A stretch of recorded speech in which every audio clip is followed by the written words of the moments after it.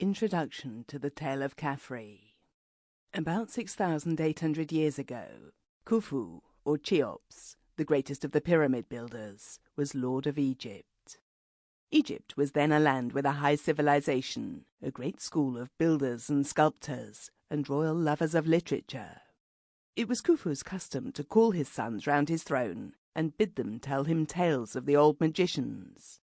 The stories were recorded in their present shape by a scribe who lived about 3,459 BC, but he attributes the first tale to King Khafre, the successor to Cheops, and the second of the great pyramid builders.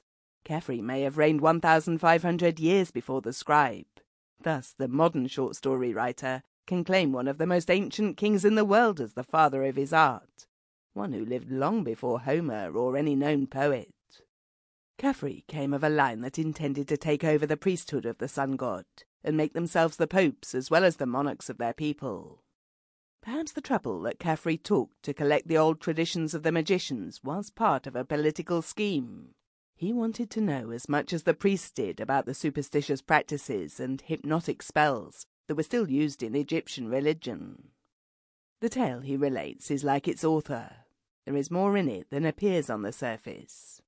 It seems to be a common story of an unfaithful wife and an avenging husband, but fully understood, it is one of the great documents of civilization.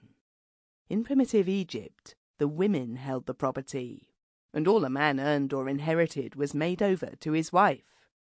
It was the age of what was known as mother right. Possibly woman, having invented farming while man was hunting for food for the family, kept agriculture and its profits in her hands. When she wanted to marry, she sent a man a gift of clothes, as the woman does in Khafre's tale.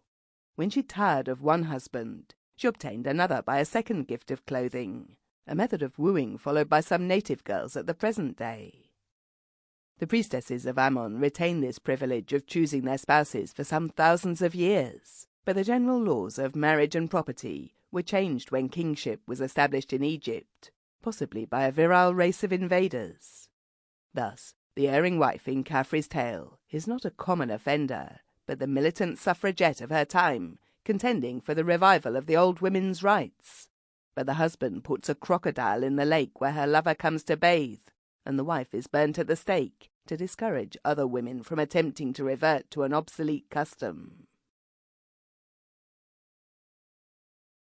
The Tale of Cathy. I will tell your majesty a wonderful thing that happened in the time of your father, King Nebka the Just, when he went to the temple. Sample complete. Ready to continue?